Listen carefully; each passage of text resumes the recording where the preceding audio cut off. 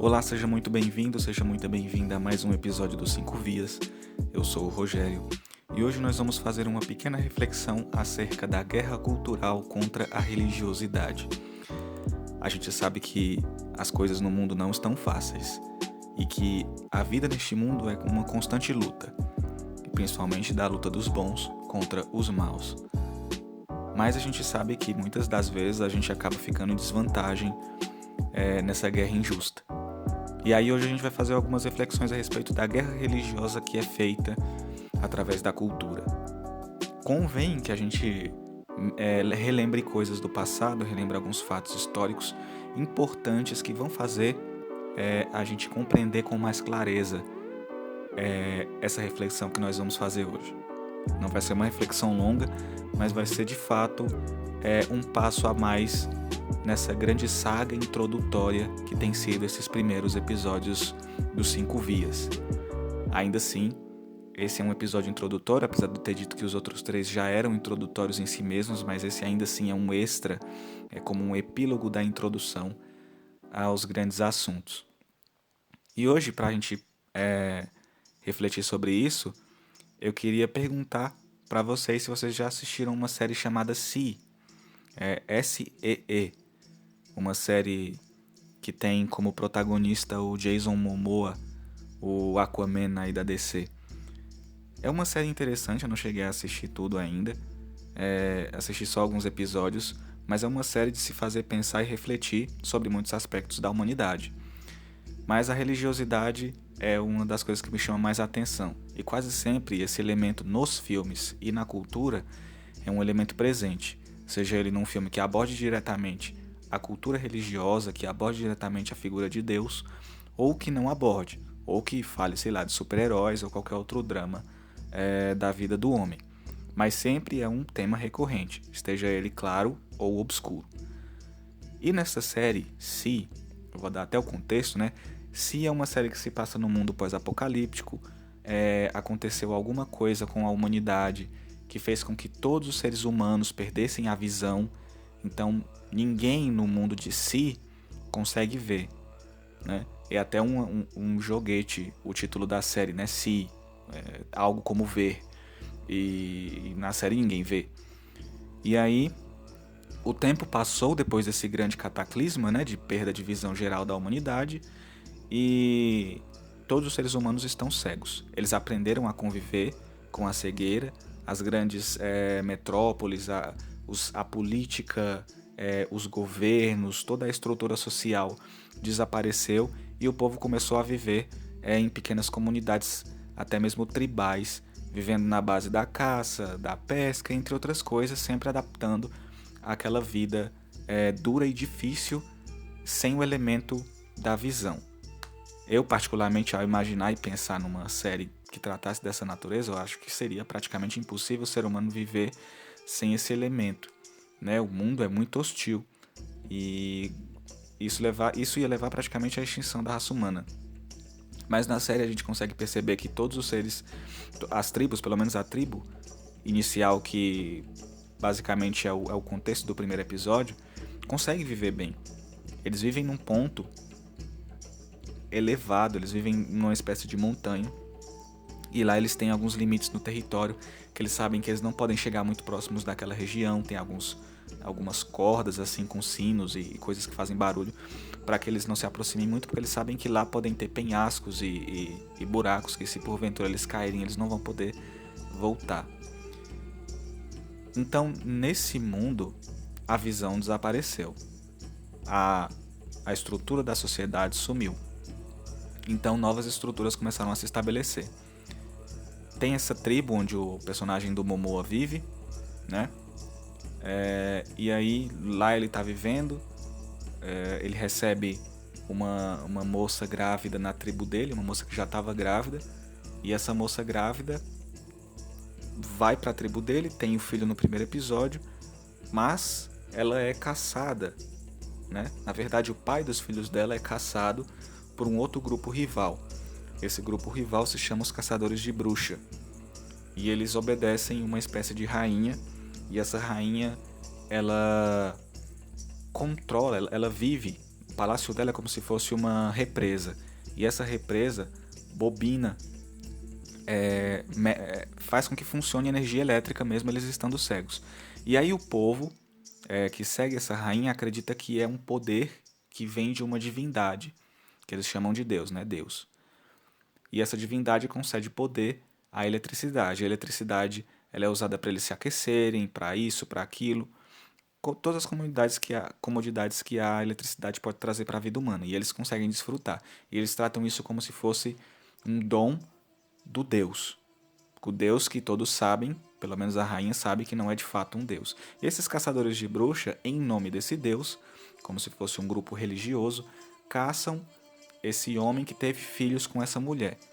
Aí que está a questão, né? O homem que teve filho com essa mulher, ele conseguia enxergar, ele tinha o dom da visão. O que é passado para os filhos dele, que no decorrer da série vai se desenrolando num drama bem complicado, porque as crianças nascem com o dom de enxergar numa tribo em que ninguém enxerga, e que a visão é vista como algo herético, como algo ruim e mal, que esses tais caçadores de bruxas andam sempre atrás, querendo matar e aniquilar todos aqueles que têm o dom da visão, inclusive o pai desses meninos, que é o foco deles. E aí, todo esse drama instalado, todo esse pano de fundo exibido, a gente vai pegar e analisar o elemento religioso. O elemento religioso exibido no filme, na série, é o grupo dos caçadores de bruxa. Esse grupo, caçadores de bruxa, chega até a ser um pouco sugestivo, né? Quase como se fizesse uma alusão à Igreja Católica, né? Com a lenda da Inquisição, com a lenda da queima das bruxas. E esse grupo religioso é cruel, eles caçam, eles matam, e eles falam sempre em nome de Deus, quase sempre em nome de Deus. E tem um personagem que fica na tribo, né, do Momoa, que ele também segue esse Deus, ele é um fanático, ele é uma figura fanática, só que ele é um traidor da tribo. E em nome desse Deus ele quer trair a tribo e entregar a moça que está grávida com os filhos que têm o dom da visão. E aí, esse elemento religioso mostrado no filme, claramente negativo, né? Logo no primeiro episódio a gente consegue ver isso, é o elemento religioso negativo. Enquanto o elemento positivo, o elemento da tribo, é um elemento anti-Deus. Não falo anti-Deus com D maiúsculo, mas anti-Deus da própria série. O anti-Deus, o Deus que quer manter todos na escuridão, o Deus da chama. E no caso, ver é uma heresia. Aí a gente consegue pegar alguns elementos para refletir. A religiosidade lá é mostrada como algo negativo, como um Deus que quer manter as pessoas na cegueira, que ele quer caçar as pessoas que podem ver, que ele quer eliminar as pessoas que podem enxergar, capazes de ver, porque essas pessoas são perigosas, elas conseguem ver, interpretar o mundo da maneira como ele é, diferente de como um cego vê o mundo, porque na verdade ele nem vê, ele enxerga pelos outros sentidos. Então ele não tem uma visão geral do mundo, uma visão original do mundo e verdadeira do mundo. Mas quem tem a visão tem. Então eles caçam essas pessoas que têm a visão, porque essas pessoas que têm a visão veem o mundo tal qual ele é, tal como ele é. E aí vem a questão. Essa religiosidade fanática e cruel quer caçar as pessoas que têm a capacidade de enxergar a verdade. Essa religiosidade fanática quer eliminar aqueles que têm a capacidade de ver a verdade. Querem eliminar exatamente, fazendo alusão aos caçadores de bruxa, né, com o nome caçadores de bruxa, a caçar as bruxas da Inquisição, né? No caso, eu não preciso nem fazer um esforço muito grande para fazer você pensar que é uma alusão à Igreja Católica com a lenda da Inquisição e da caça às bruxas. Isso é muito interessante, porque com o desenrolar dos episódios da série, essa visão ela vai ficando um pouco de lado, ela é muito clara no primeiro episódio, a gente consegue ver isso bem. Conforme vai indo, vai sumindo um pouco essa questão. Tem a questão da visão e tudo mais, mas o foco central é o primeiro episódio, porque o primeiro episódio ele joga isso na cara do espectador. E aí me fez refletir como a religiosidade ela é atacada nos elementos da mídia cultural, nos filmes, nas séries. Como a religiosidade é vista com maus olhos. como a religiosidade é vista como um fanatismo, como um obscurantismo que tenta tirar o dom da visão do homem. O dom do homem de ver o mundo tal qual ele é. É exatamente isso que os filmes e as séries dos dias atuais querem fazer. Eu até recomendo que você assista essa série, se tem só uma temporada até então. Acho que até então onde você vai estar ouvindo isso, pode ser que já tenha lançado a segunda temporada, mas vale a pena assistir para refletir e observar esse elemento religioso na série. E depois olhar para os outros elementos da cultura e perceber como que a cultura trata a religiosidade do homem. E eu falo aqui da religiosidade num termo da crença em um Deus único. Na série, eles creem em um Deus único, um Deus da chama, até então não é mostrado outra divindade. E esse Deus único, ele tem ele que incute nos seus seguidores essa capacidade de caçar em nome dele. E quantas vezes nós não assistimos filmes, nós não lemos livros, nós não assistimos algumas séries em que os elementos religiosos são mostrados de maneira negativa, de maneira fanática, de maneira cruel. Para aqueles que já tiveram a oportunidade de ler, e eu felizmente, só li os 4 primeiros volumes da série das Crônicas de Gelo e Fogo, do George Martin. Não quis ler o restante porque é muito maçante, longo e cansativo. Mas ele também lá nessa série, que depois virou Game of Thrones, né, da HBO, mostra a religiosidade não só de uma religião de inúmeros deuses, como ela é decaída, mas também quando brota uma religião de um Deus único, esse Deus único que essa religião traz dentro da série, da história, é uma religião cruel, uma religião que mata, uma religião que queima, é uma religião maligna, uma religião que ela quer se impor com a força, e aqueles que não a aceitam são queimados, né? É o Senhor da Chama lá, na série do Game of Thrones, das Crônicas de Gelo e Fogo. Então essa figura de um Deus, ela está sempre associada a um grupo religioso que tenta impor sua visão sobre outros, e aqueles que não aceitam, eles matam, eles queimam, eles tratam da pior maneira possível. E esse elemento é possível ser enxergado em inúmeros outros lugares, em inúmeros outros filmes, livros, séries e tudo mais. Um filme que me mostrou justamente o contrário dessa questão foi o filme Um Lugar Silencioso. Acho que talvez Um Lugar Silencioso seja um dos filmes mais cristãos que passa a mensagem cristã mascarada por trás de um filme de suspense. Ele mostraria a família, o valor do pai, a entrega e o sacrifício do pai, uma alusão ao sacrifício de Cristo pela igreja, pela sua esposa, os filhos, toda aquela entrega constante no filme Um Lugar Silencioso mostra a vivência cristã constante na vida diária. E ele vai de encontro, ele mostra não a figura da religiosidade expressa, mas de uma religiosidade familiar. Como se fosse nas entrelinhas, existisse nas entrelinhas uma religiosidade que guiasse aquela família.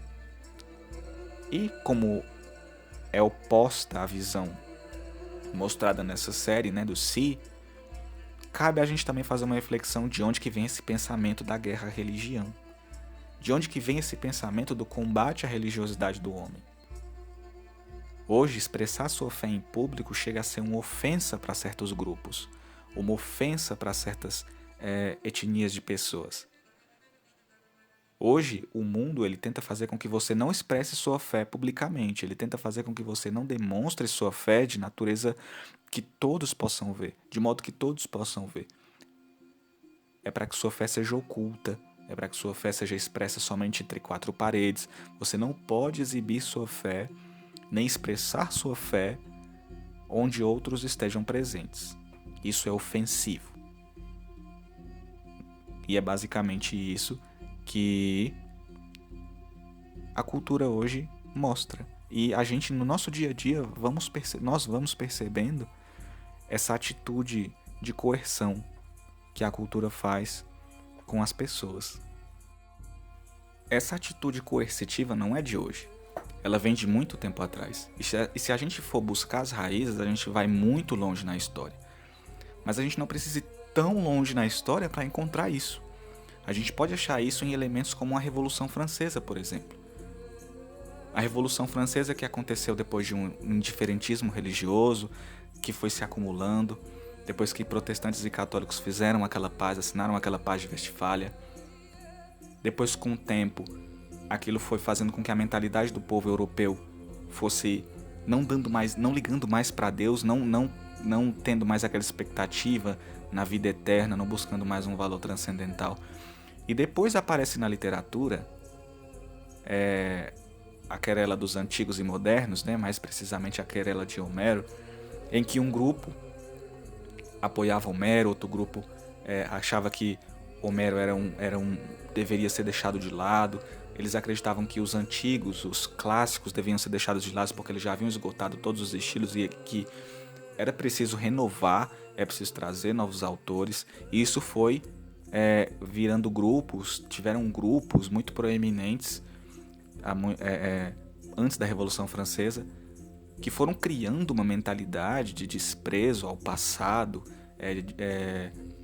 e de uma visão renovadora do futuro, de não acreditar mais naquilo que estava no passado, de não acreditar mais naqueles valores que transcendiam.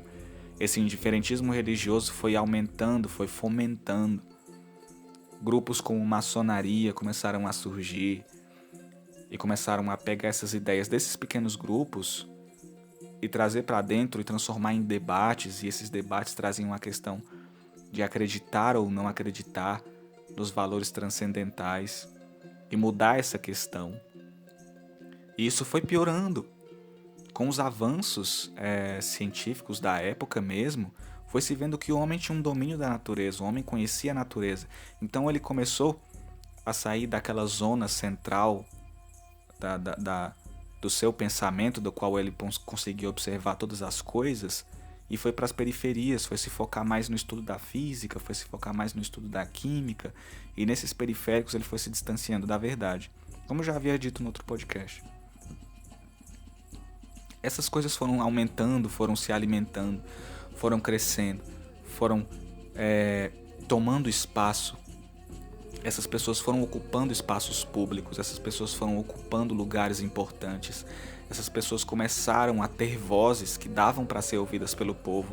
E quando o povo ouvia essas vozes, eram vozes de uma minoria, eram vozes de uma pequena minoria que parecia que era a maioria, porque eles eram a classe que falava, era a classe que os representava. E aí a gente sabe que quando estourou a Revolução Francesa, foi um banho de sangue, foi uma guerra aberta a Deus, foi uma guerra aberta à religiosidade.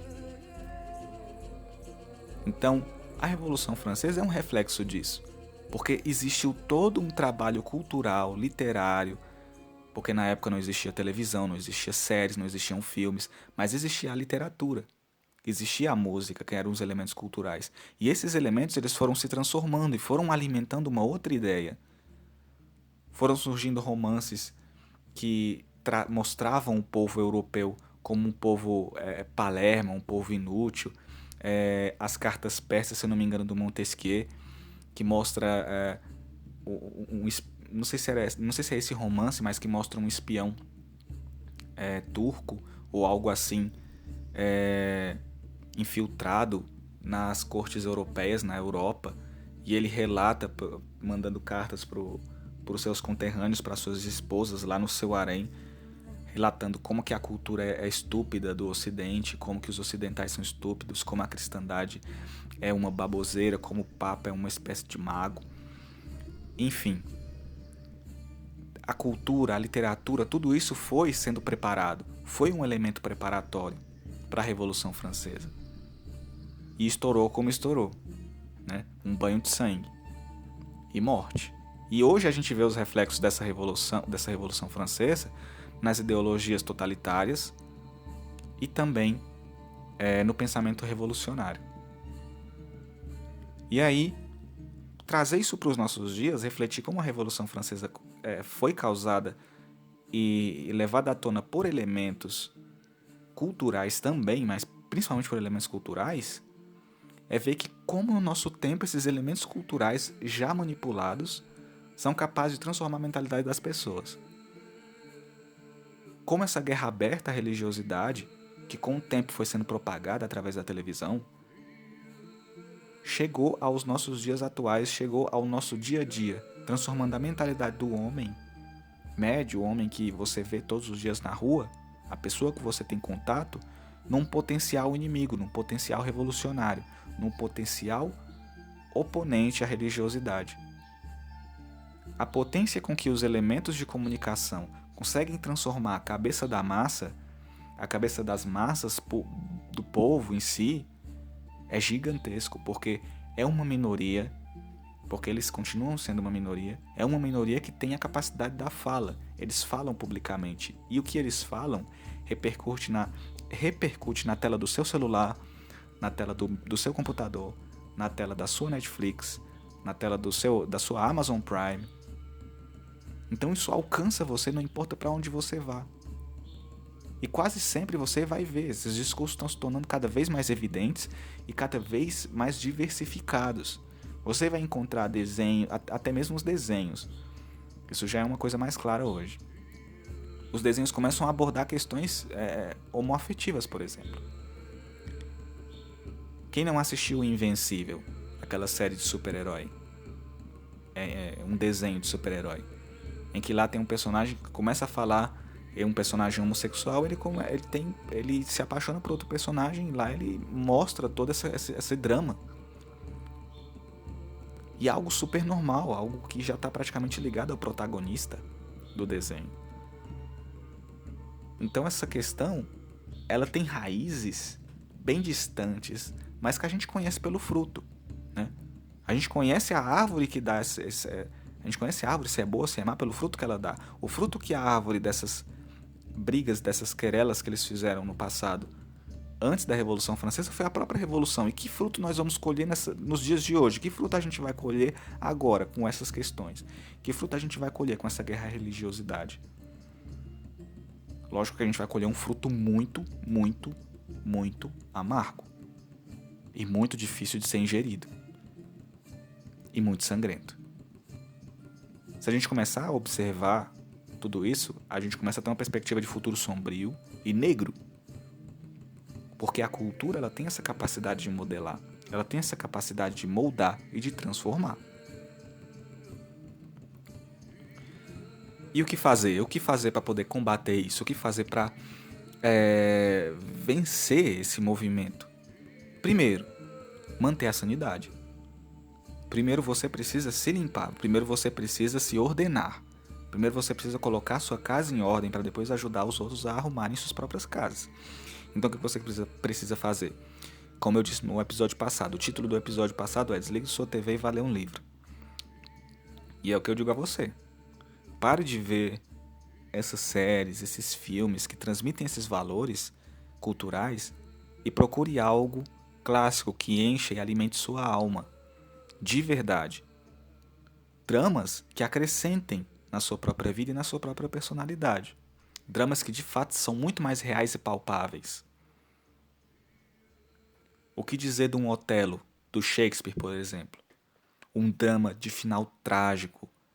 Todo o decorrer da história você vai sentindo a amargura, você vai sentindo a dor daqueles personagens, a trama, a enganação, a mentira ali por trás, e depois todo aquele desfecho, a justiça sendo feita. A verdade vindo à tona. O que dizer de clássicos como a Odisseia, por exemplo? Que até mesmo a Odisseia tem uma leitura cristã. Você pode trazer e observar elementos cristãos dentro da Odisseia, que é um clássico do Homero. O que dizer de um Dostoiévski que desmembra a alma humana diante de você, que você consegue enxergar aquilo, os dramas interiores e tantas outras questões, tantas outras fontes que a gente pode substituir. Primeiro a gente precisa mudar os nossos hábitos e atitudes. A gente precisa parar de consumir e alimentar esses caras, porque esses caras, conforme você vai pagando, você vai alimentando, você vai dando seu dinheiro para esses caras, eles vão enriquecendo e eles vão tendo mais capacidade de tornar aquela linguagem mais comunicável a povos que ainda não a conhecem. E eles vão conseguindo encher seus bolsos e vão ficando cada vez mais poderosos. E essa classe falante, essa classe que produz esse conteúdo vai ter mais liberdade de fazer isso. Enquanto outros que ainda estão tentando lutar para se impor contra essas vozes opressoras não conseguem fazer isso, elas não conseguem se impor, não conseguem lutar contra isso. Então, primeiro, arrumar a casa. Primeiro, ordenar os valores. Ah, mas é para desligar a TV? É parar de ver TV? Não. Aí é com você. Se você quer desligar a sua TV e ir só para os livros, faça como você desejar. É muito raro encontrar hoje em dia alguma obra, seja de série ou filme, que não seja nociva em alguma natureza, em alguma potência. É muito raro. Às vezes quando aparece é um oásis, mas você acaba tirando, mesmo dessas coisas ofensivas, alguma análise boa, como por exemplo da série Si. A guerra, religiosidade, a figura de Deus mostrada de forma negativa, impositiva, cruel, assassina.